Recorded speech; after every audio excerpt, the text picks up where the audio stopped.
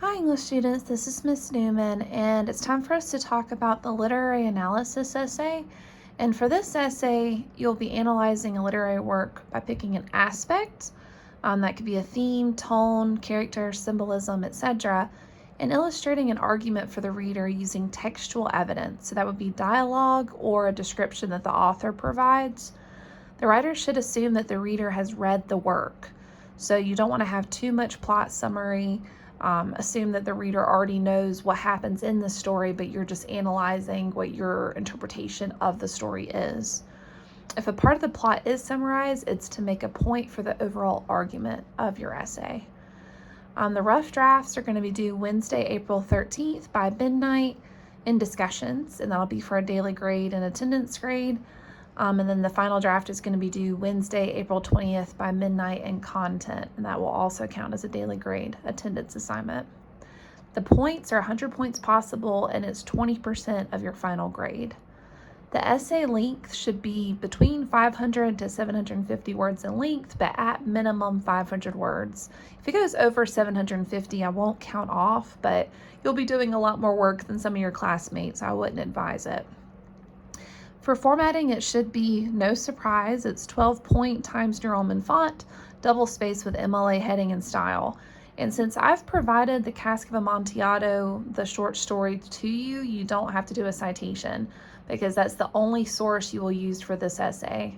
I repeat, no outside sources for this essay, just the short story itself is the only thing you should use for your essay. So just make sure you just read over the short story. The link is provided in the week 8 content folder, so you can just click into it. It takes about 10 minutes to read. It's a very short story, but that's the only thing you will need for your essay. Here are some topic options for you. Themes in the literary work. So themes in the Cask of Amontillado, of course, revenge is a major theme. Murder is also a huge theme. Alcoholism, because it is the Amontillado, the wine that leads Fortunato to his demise, and it's only because he's an alcoholic that would serve as a good bait to lead him into the catacombs in the first place. So those are just a few ideas, but if you wanted to pick 3 themes, that would be an easy way to divide it up into a 5-paragraph essay. Tones the author utilizes. So Edgar Allan Poe is very consistent on the tone he has. It's usually very dark, spooky, macabre. Those are some of the words I would use to describe tones for him. Foreshadowing is hinting at the end of the story. How the story ends is hinted at often in literature. The authors will provide certain dialogue that hints, the descriptions themselves, the setting. There's a lot of things that can foreshadow the conclusion of a story. And this story, by the end, it's no surprise that Fortunato is killed because remember, Montresor starts the story with saying he's going to revenge Fortunato. So the reader is just left wondering how this revenge is going to take place. Also notice the setting is literally covered in bones. They walk into the family crypt of the Montresors. So there's skeletons and all sorts of skulls and things all around the walls of the catacombs. So they're literally surrounded by death. So the fact that Fortunato dies at the end is not that surprising.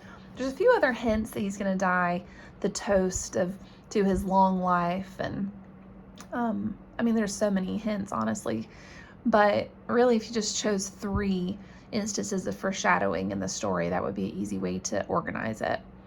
For protagonists and antagonists as the heroes and villains, there's only 2 characters in this story, but some students ponder which one is the villain, because we never hear exactly why Montresor wanted to murder Fortunato. It essentially starts off with, I must have revenge, and then we don't know why. So some students have speculated on what Fortunato might have done to incur the wrath of Montresor. So some have actually argued that Fortunato might be the villain because we don't really know the whole story. Other students obviously go with Montresor as the villain because he is a murderer. He's literally telling us his murder plot and what he did to kill Fortunato. So just depending on your perspective of the story, you could analyze the 2 characters as either a hero or a villain.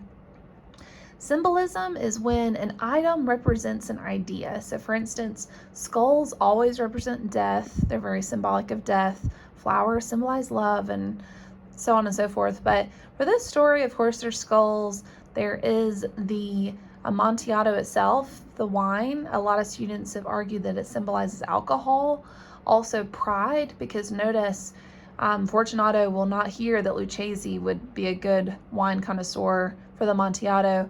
So it's really his pride that gets the better of him because he can't stand the thought that Lucchese would try this Amontillado. And so, I mean, there's a lot of symbols within the story, but those are just some examples of some of the more obvious ones.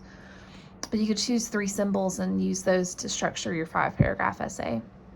The final draft late submission rule still stands. It's 10 points off every day late, but just turn in your final draft on time and you won't have to worry about that at all. All your final drafts are going to be graded using the exact same grading rubric that by this point you have definitely seen multiple times, so no surprises. And it's also going to be scanned with anti-plagiarism software, so it's really important that this essay is an original essay of yours and not one that another student has written or one that you got online, because it will scan the entire essay and let me know the originality report on it. So just make sure you come up with your own unique perspective on this short story and you will not have to worry about plagiarism accusations. So if you have any questions at all, please let me know. I also do want to encourage you that we have a writing center available. So if you want some extra guidance, not just from me, but from someone else that you want to spend more time discussing your essay with, because they can work with you for up to an hour for their appointments, I definitely recommend scheduling a writing center appointment. You can do that online, like an online appointment, or come by the campus and have an in-person appointment, whether that's Sparks or Wallace campus. So if you have any questions, please let me know, but I look forward to reading your essays. Thanks and have a great day.